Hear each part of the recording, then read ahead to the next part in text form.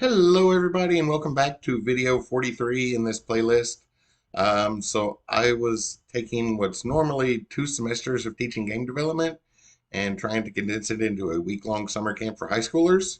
Uh, all of the material in this video ended up being a little bit long for that, but I wanted to go ahead and finish the video set out anyway.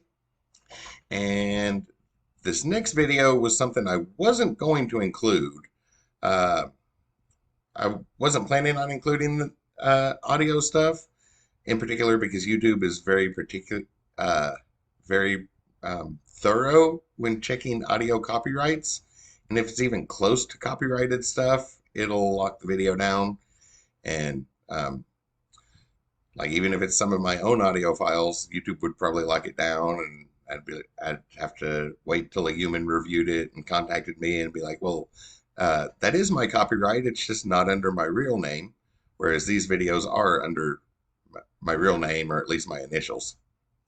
Uh, so it would be problematic. But then earlier today, UPS delivered a couple new MIDI controllers for me. Not for game development; it's for live sessions with my trombone. But I had to map out all the controls for that. And doing so, I needed a simple looping beat to work with.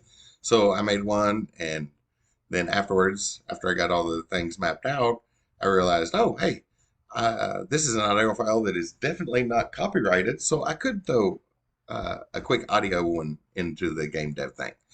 Um, it's not mixed, so like I said, that's the setup to do live loops to accompany trombone playing, and the mix was set for live stuff, not for the export button in the uh, DAW software. So it just exported some files, but it's something to work with. Not the best loop I've ever done, or not the best beat I've ever done, but it worked to map out the MIDI controls. So now I can quickly create a 2 or 4 measure looping beat, like on the stage to accompany the trombone. So I was very excited about that, and it just happened to have an audio file work with for this. So the first thing we need is that audio file, which once I got that set up, it was on the MacBook, and I just exported it here. I have I have laptops with all the different systems since I do teach computer stuff. That way I can jump between the computers and match what the student has. So I exported it from the MacBook over to Google Drive. We'll just drag it in to import it just like we've seen. So nothing fancy there yet. And up here, should probably come as no surprise, we select the root of our level, and we come over here, add a child node to it, and search for audio, and 2D or 3D, obvious choice there. You'll notice we have listeners and stream players, and in 3D we have a listener and two stream players. If I hover over this, one of them is non-positional. That's just the soundtrack. It plays everywhere. And the other one is positional. So, like if we put some sounds on our spaceship and we were halfway across our world facing the other direction, it would sound different than if we were directly underneath it, facing towards it or something. Where the audio is coming from a position and where the audio is just everywhere.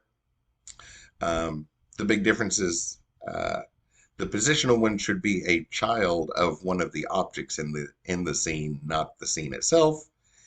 And the non-positional one should be a child of the scene. So I'll just bring in a non-positional one.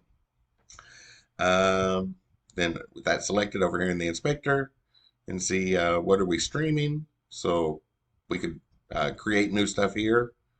I could probably plug up those new MIDI controllers and create a nice game-oriented soundtrack here, but I'm just going to load in this one I made this afternoon.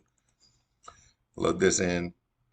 If we expand that, we can see from the picture that the export button in default settings added a bunch of extra space, so it's going to loop at the wrong time. Also, you'll notice I'm clicking here. We don't have any control over the loop. So the loop has to be done when it's imported. That's the one that's not necessarily intuitive. So I'm going to select it here. And over here in the hierarchy, we've done everything on the scene tab, just the the hierarchy of the nodes and making up our scene. But next to that is an import tab. And that relates to the files down here. When we import a file, here's all the settings on how it imports. So for audio file, there's a looping one. We'll loop forward, loop begin, loop end, and the -1, that's the little bitty ticks. I already checked what it was, so it's the little bitty sizes. So I need to actually subtract 40,000 to get back to loop end at about the right spot, which should be right around here somewhere, looking at the picture of the WAV file. And notice that then there's a re-import button. So now if we re-import that, we still don't have access to control it here, but we can see it does have a spot where it'll start over at the loop. Can play it here, but that's going to come through really loud. The one other thing you probably want to control every time is 0 decibels. If you've ever used like a mixing board with the sliders, you may have noticed that 0 is the slider pushed all the way up, or almost all the way up. So really you want to back it off, and this is no exception. Usually somewhere in the 16 to 20 range. Adjusted for the file, I'll go down to about -20, and then I'll set that to autoplay. It's always the game. The volume here does not affect the preview when you're in the inspector. So keep that in mind as you're making adjustments. If you play it here in the preview mode, it will come through at full volume. So if it's late at night, it'll catch you by surprise or something.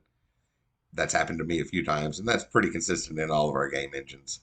The preview in the inspector is not affected by the volume parameter. Otherwise, you can see it's just adding a node, and we've already seen in a number of videos how we can access this stuff from our scripts.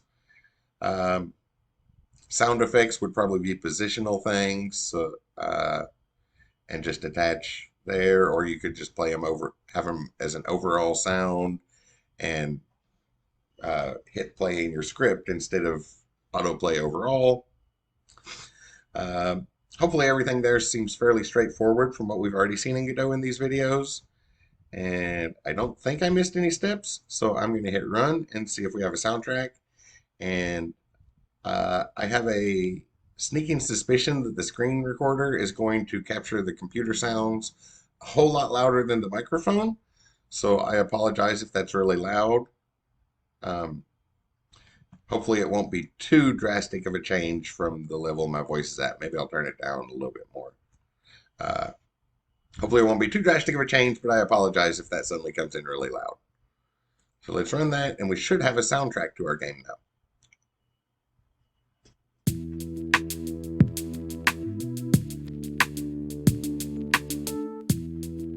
So not the best beat I've ever created, but it worked to map out the controls on my new MIDI input devices. Our sky looks good, our character's there. Oh, let me add a scene in. So you can see we got our soundtrack now. And since this video is really short, let me add another thing in here. I need to open up Blender real quick. And since the video is short, I'll go ahead and show this. I guess another tip, the polished graphics on characters and everything, the polished graphics are probably what takes the longest time.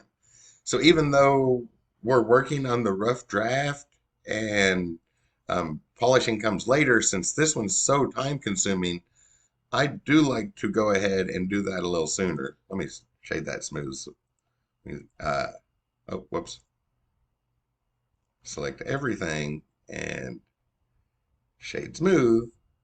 There we go. So the shirt and the pants, I just copied those faces from the character and duplicated them so they'll fit right, and they'll scale them up and stuff and make them look like reorient them as fabric, and have there's a bunch of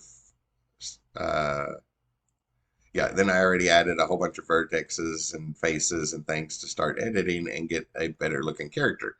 So even though I'm nowhere near ready for the polished version, it's still a good idea to start working on that along the way, because that is definitely the thing that takes the most time. So if you wait until you're ready for that polished graphics overall, it'll cause a big delay then. So just a little sidestep that, yeah, even though those final graphics are a long ways off, that takes a long time. So work on that along the way so that you don't get a delay whenever you get to that polishing step later.